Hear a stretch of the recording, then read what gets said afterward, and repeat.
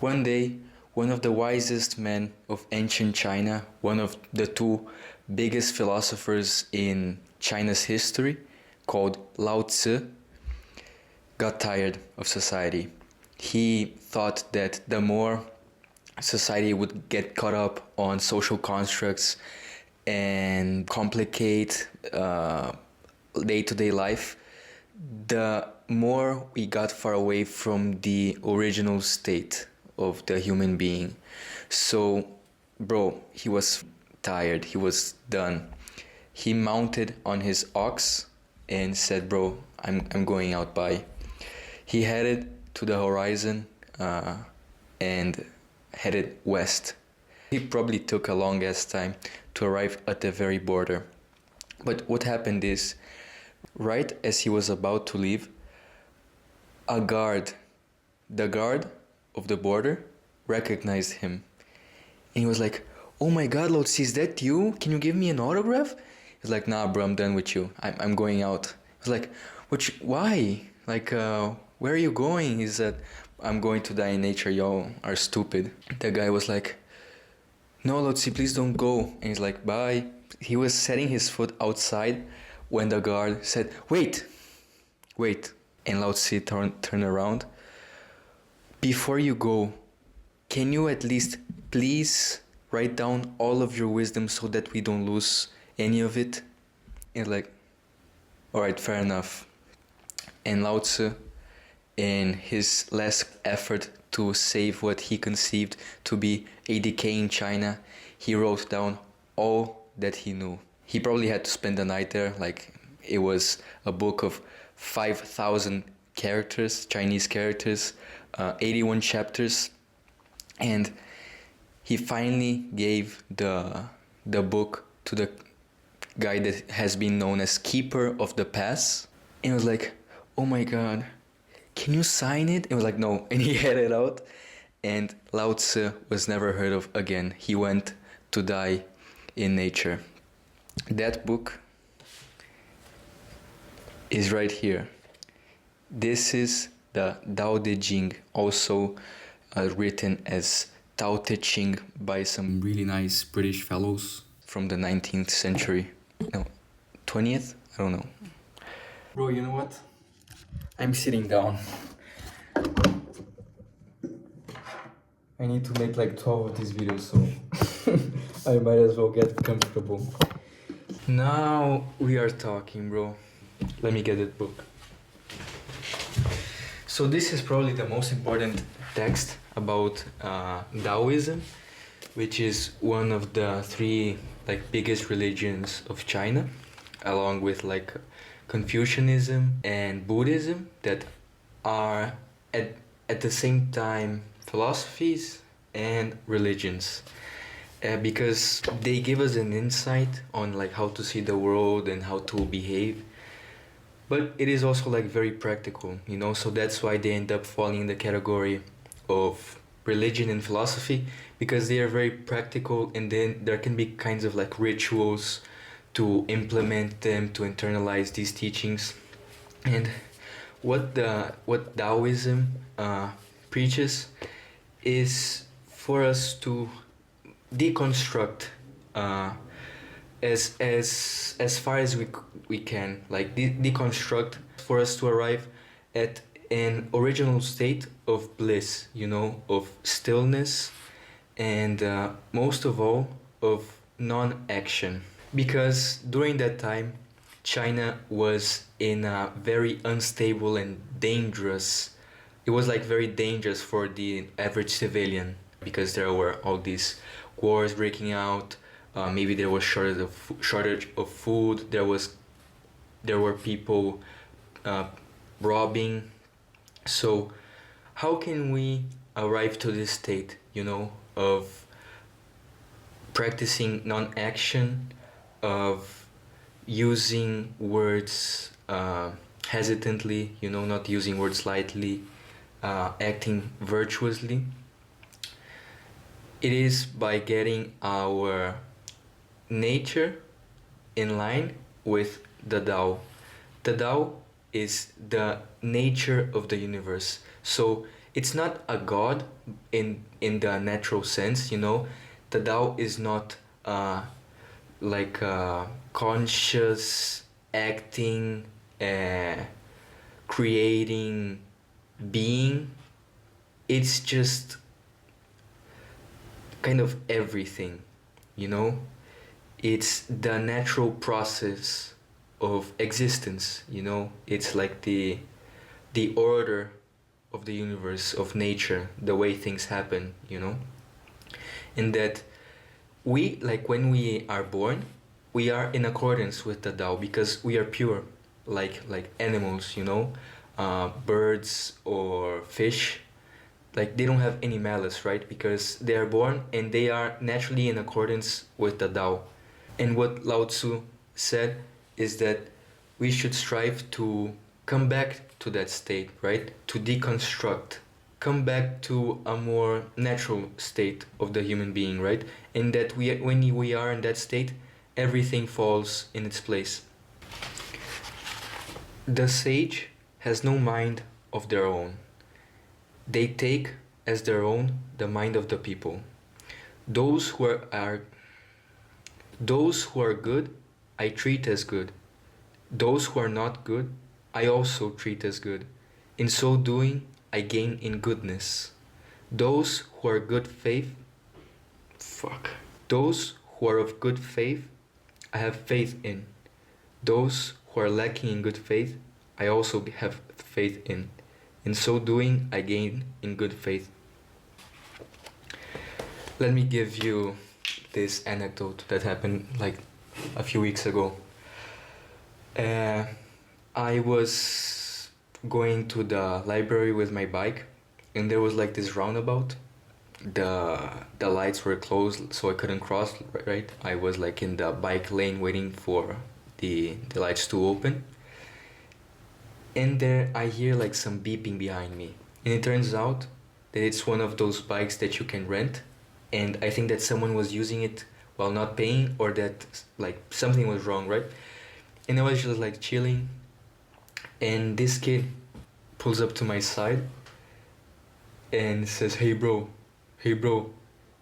and I just look at him, and he's like, do you want a gift? I didn't say anything, I was just looking at the guy. Bro, this kid, like 16, 17, I say kid because of like what he did. He reaches his hand on the basket of the bike and gets a dead rat, like from his tail, and tries to pass it to me, you know. Like normally, bro, I don't know what could have happened, but one of us wasn't going to survive, you know. But I just looked at the guy, you know, and I mean, I didn't say anything, but like I did look at him like, bro. And like I just looked at him, you know, like looked at the rat, poor rat, bro. And I just like looked at the guy, then went back to what I was doing, which was waiting for the lights to go green, right? And the kid I just hear him say like, oh, okay, and like I see him put the rat back in the basket, like and head off into the horizon, you know. So I think there's great value in not lowering yourself to the level of the aggressor, you know. And it's about having good faith on those who do not have good faith, right? Seamless transition. Now everybody, I don't want to be the bearer of bad news, but it very well may be possible that Lao Tzu never existed.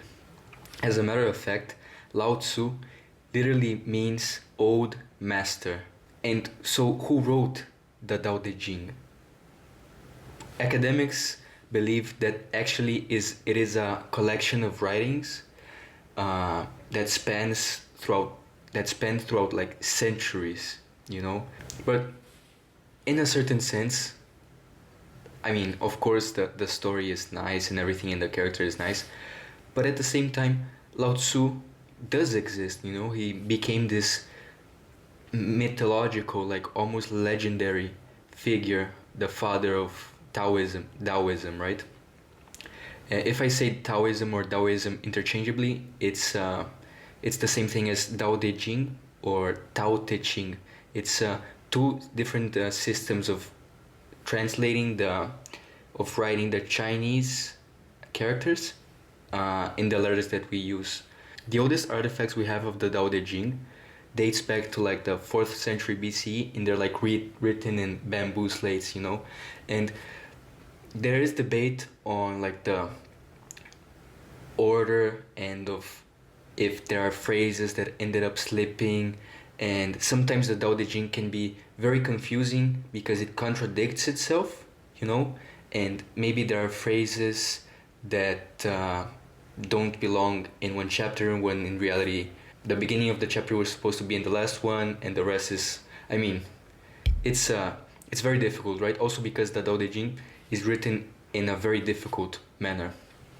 And I think that for one to extract the meaning of the Tao Te Ching to their personal life, it calls for reinterpretation, you know, for personal interpretation, because I truly think this is a book that ends up being very personal because you fill in the gaps, you know, you translate it into a way that you can understand.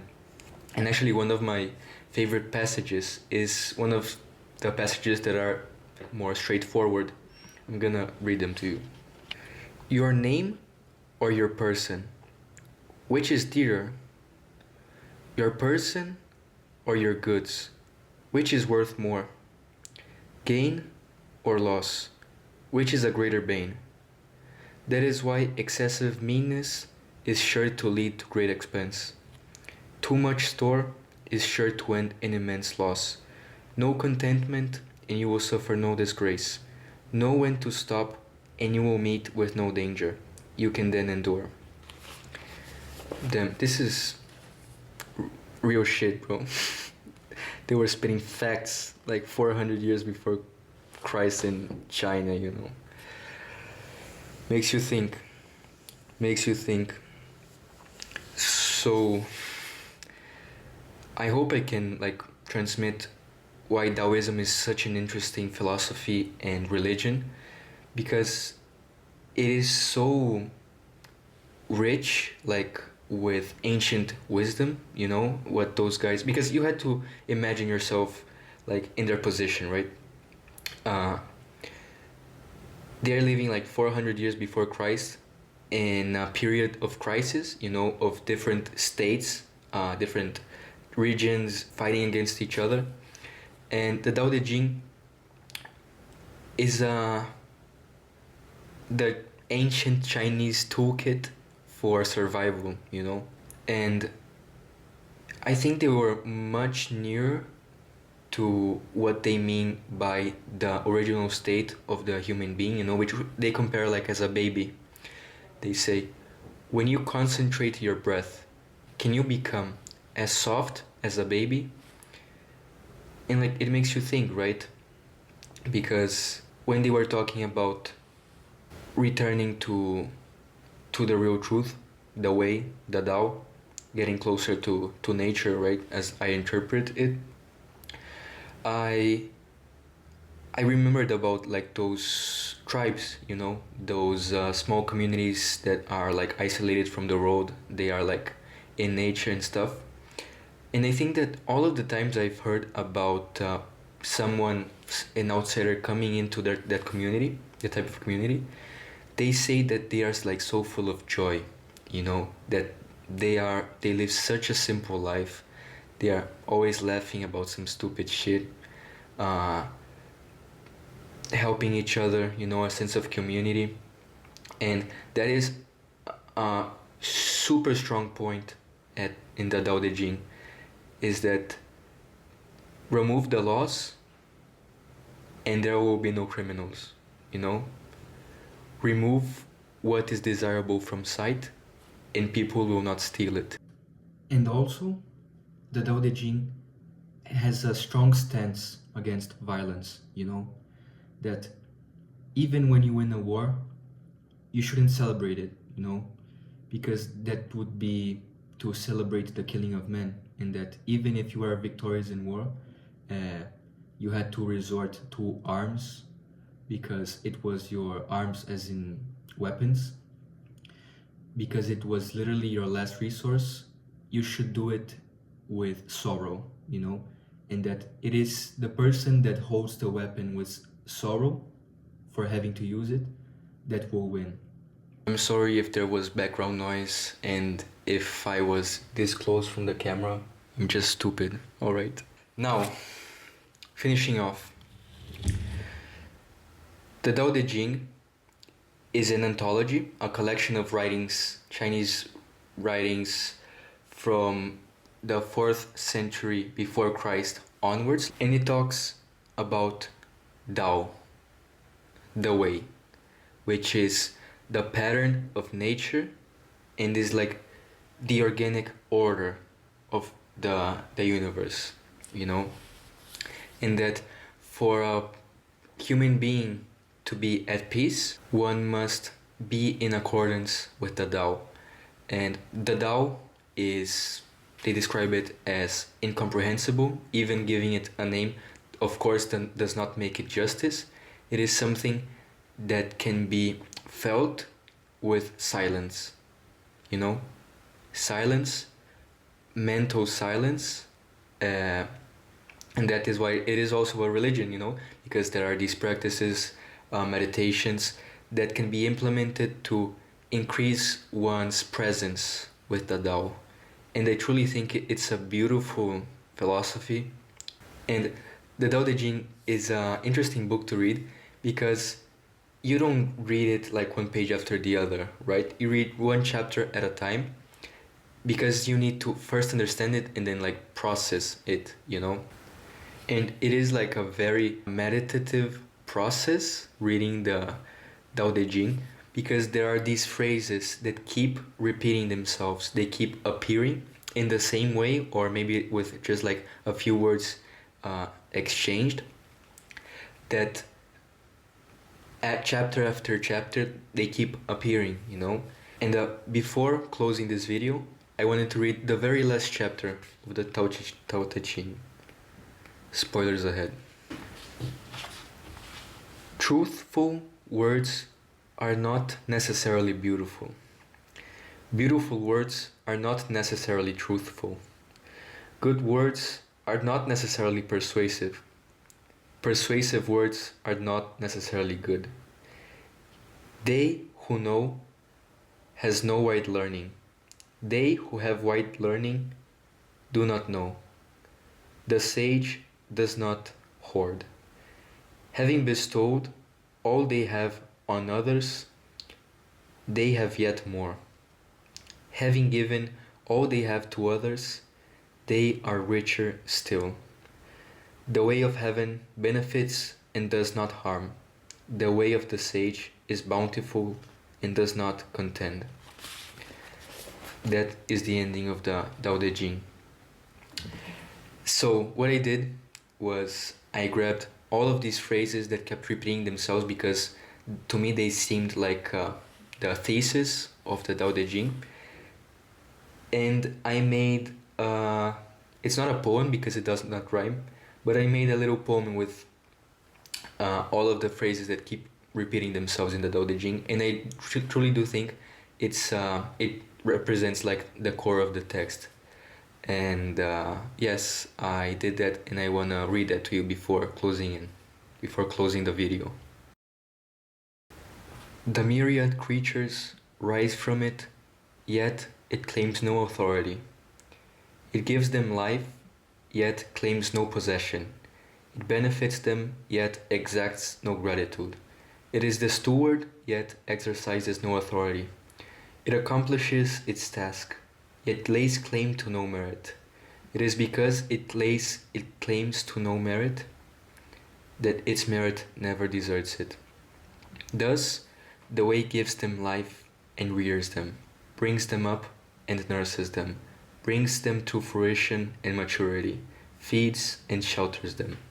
It clothes and feeds the myriad creatures, yet lays no claim to being their master. It is because it lays no claim to being their master when the myriad creatures turn to it, that it can be called great. It is because it never attempts itself to be great that it succeeds in becoming great. Such is called the mysterious virtue. The way is empty, yet use will not drain it. Its upper part is not dazzling, its lower part is not obscure. Dimly visible, it cannot be named, and returns to that which is without substance. This is the shape that has no shape, the image that is without substance. This is called indistinct and shadowy.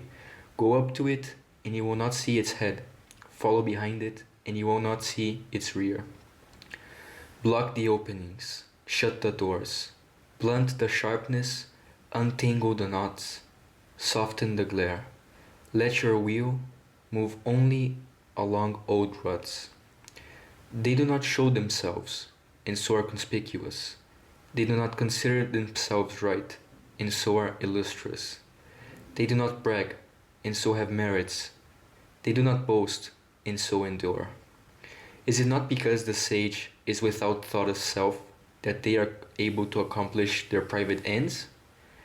Hence, the sage knows themselves but does not display themselves, loves themselves but does not exalt themselves. Therefore, they discard the one and take the other. The way never acts, yet nothing is left undone. The person of the highest virtue never acts, yet leaves nothing undone. It is because they do not contend that they are never at fault. That's it. See ya.